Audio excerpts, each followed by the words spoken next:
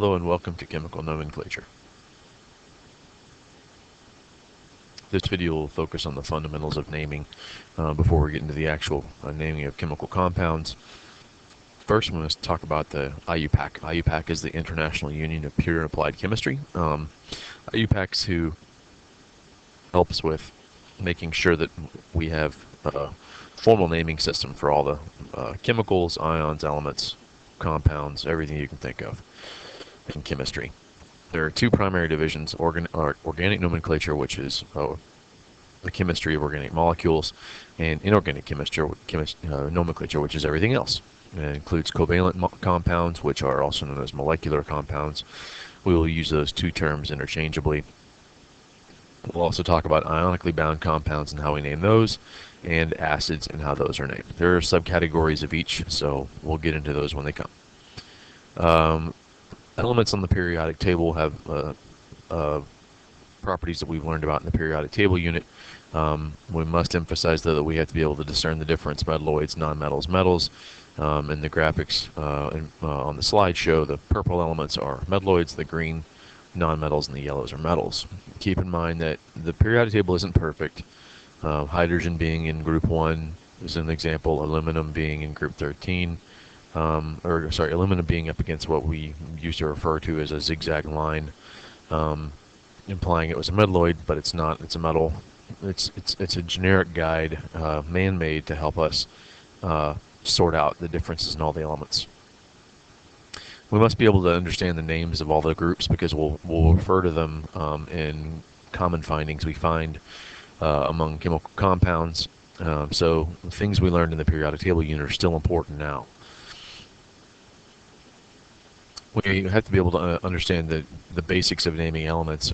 We name monoatomic elements just as their name appears in the periodic table. When obviously we're dealing with an element, it's not a compound, but in chemical reactions in the future we'll refer to both, because the elements, compounds both participate in reactions, and we have to be able to name them appropriately.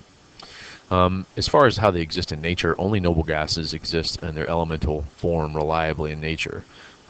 There are some elements that are fairly inert that are not noble gases that you can find pure in nature, certain metals, but largely most things, even things like gold and platinum, are going to be found in bound to other anions in small concentrations in soil that you wouldn't know it if you were standing on it. So we also have to understand the diatomic elements. There are 7: hydrogen, oxygen, bromine, iodine, fluorine, chlorine, and nitrogen. When we talk about them in terms of a chemical reaction, they're never going to appear just as H or O or Br. They're going to be diatomic. So hydrogen, for example, is H2. These 7 elements, when they're reacting chemically, will always be diatomic when they're by themselves. Now, they can bind and form compounds, of course. For example, water is H2O, so it doesn't mean that when you see one it's always diatomic. It means that when it's by itself in a chemical reaction, it's diatomic. Ions we've been discussing for a couple of weeks now. Cations are named using the same name with the word ion at the end, just so we know that we're not talking about the element. Anions are given the suffix IDE. We also talk about polyatomic ions, and we've been working with those for a while now too. And it's ever important that we understand how these things are named and how they're given their charges, and you over time will memorize all of them out of practice and habit. Oxidation state is the degree to which an atom is oxidized. This is what we see, the charge that's written to the top right of a compound or an element. In any unbound element, the oxidation state of that element is 0. Okay, there's no charge indicated. It must be 0.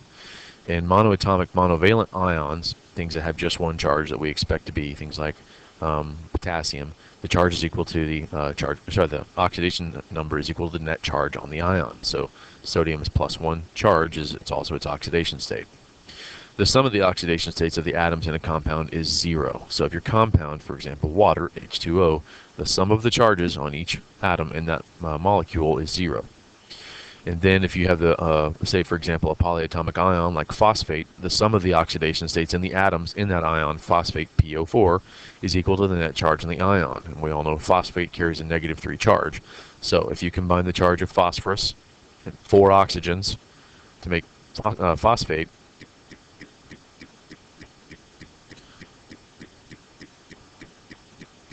then what that means is the overall charge of this plus these 4 oxygens is equal to -3.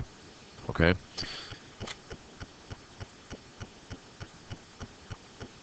Ions, we've been studying ions for a while now. I just want to kind of review this idea. I'm going to cover these up and talk about them one by one. But when we look at metal and nonmetals, when they make ions, we need to kind of recall what's going on and not just blankly assign charges to everything without thinking about it.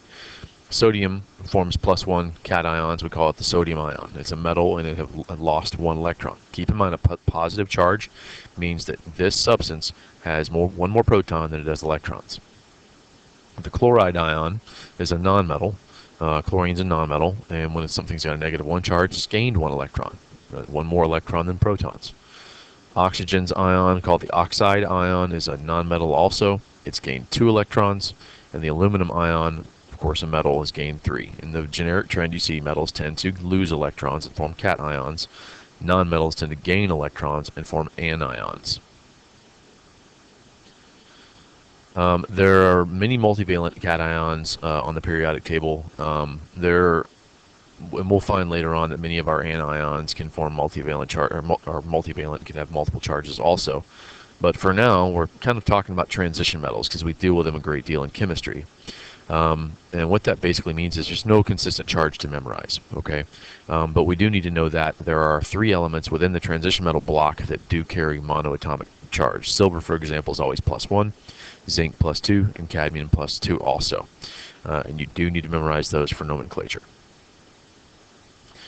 We also need to understand how to classify compounds by site. If somebody writes down a compound for us, we can identify it as ionic, covalent, or an acid.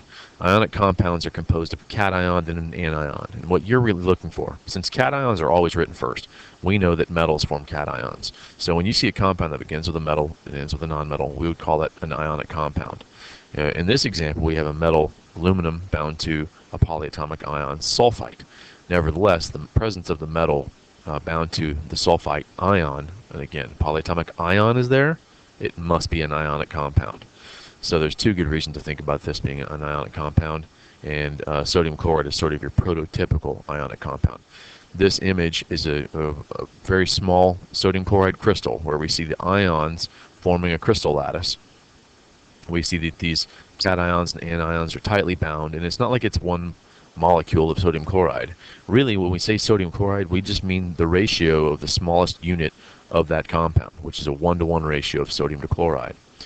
Now, what this image shows is sodium in its elemental state with its 11 protons and 11 electrons, losing 1 electron to become the sodium ion, +1 charge, and then chlorine forming chloride by gaining an electron. Now, assuming that this is the relationship, you're going to have that these 2 things bind together because of the strong electrostatic charge between the 2, attracting and forming this crystal lattice. You may also take note of this. We learned in the periodic table that cations, when they lose an electron, become much smaller, and anions, when they gain an electron, become larger. That's why in this graphic you see the chlorides are larger than the sodium ions, even though sodium has you would expect to be large in elemental state, not very small in the cation state. Molecular compounds, or covalent compounds, are composed of nonmetals joined by covalent bonds. The combined attraction of the atomic nuclei for each other's electrons attracts the atoms to each other in a shared bond.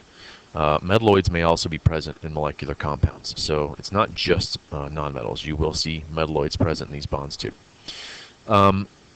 Before we go to the examples, I want to look at the graphics. This is a dramatization, of course. Nobody's been this close to a fluorine molecule, but what you see is the little green dots and the red nuclei.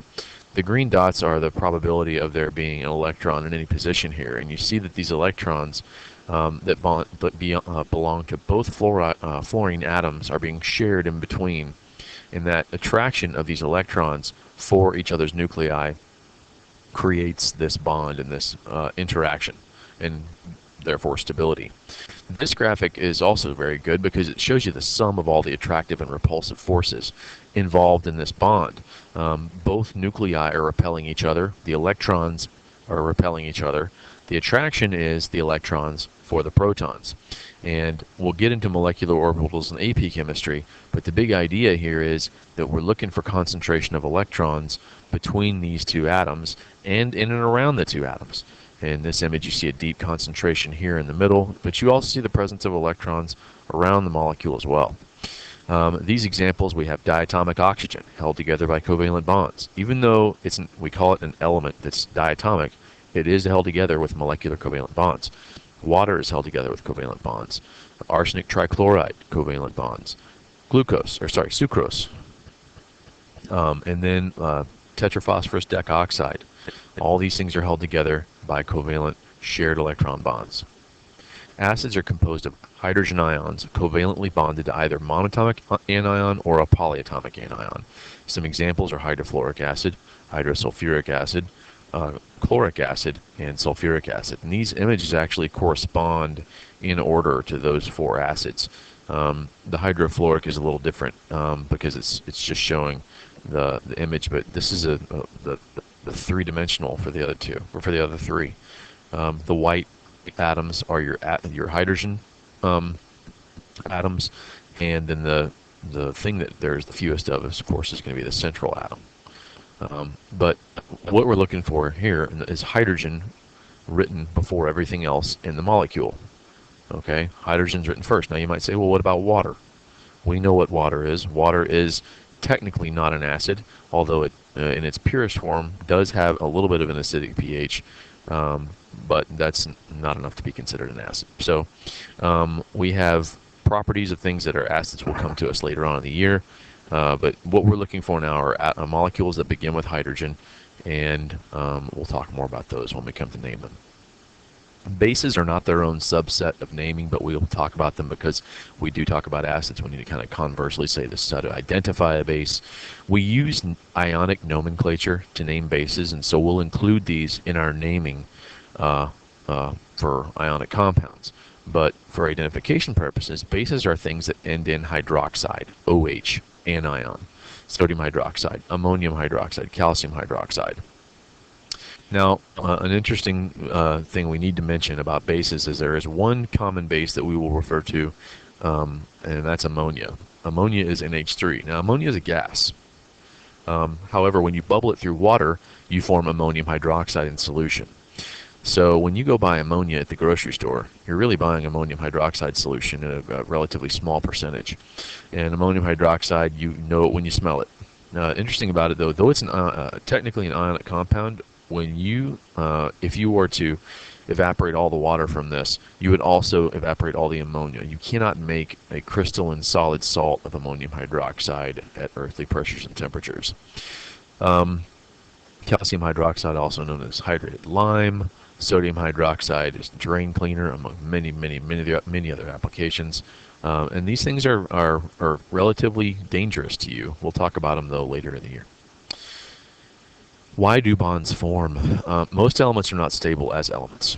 Think about the noble gases. Atoms are most stable when they have a full valence shell. And only those elements fit that bill. So everything else is essentially trying to fill the valence shell to reach a lower energy state. And we might call that stability, but it really that every atom is looking to reach a lower energy state, to give off excess energy and to become more stable.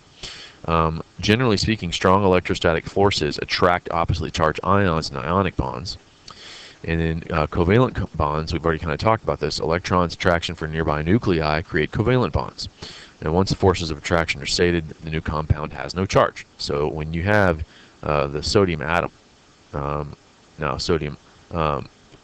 atom, and you have a chlorine atom, what we see happen is the strong forces among chlorine for the free valence electron on sodium chloride ionize each species, which makes a huge force of attraction between the two. In covalent bonds, it's a little different, but the big idea is when the whole thing forms, your molecule, or in this case, your formula unit has no charge, and it's very stable. Sodium metal, extraordinarily dangerous. Chlorine gas, extraordinarily dangerous. Sodium chloride table salt, completely safe.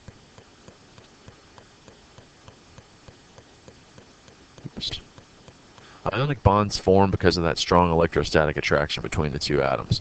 Now, one thing I've kind of ignored when I've talked about these things ionizing is that if you did have barium in its metallic form, which can be done, and you did have iodine in its, in case iodine I2 is usually in solid form, if you did have these in their native elemental forms, a lot of energy takes place in turning these things into ions, okay, and therefore creating this new species, barium iodide in this case.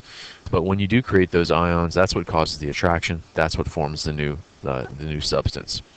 Again, you're going to need two iodides here to make barium happy. Barium's got to lose 2 electrons, and iodine can only take 1. So we'll need 2 iodines to interact with that 1 barium to form this new species. When I say species, I mean substance. It doesn't mean there's some new organism on Earth. Chemically, you'll hear people refer to them as species of substance, substrates, all types of things. Binary ionic compounds are a single cation bound to a single, in this case there's more than one of them, but it's just iodide. Keep in mind, when we say something's binary, it's made of 2 different elements. Barium iodide, just 2 things. So the next thing we're going to talk about in our video set is going to be how do we name ionic compounds. I mentioned binary compounds. When we talk about ternary compounds, that means we've got 3 species present. So let's say, for example, we had sodium bound to a nitrate ion, and we make sodium nitrate. This is ternary because there are 3 elements present. I'll talk about that more another time, though. I hope you've taken high quality notes. We look forward to see you in the next video.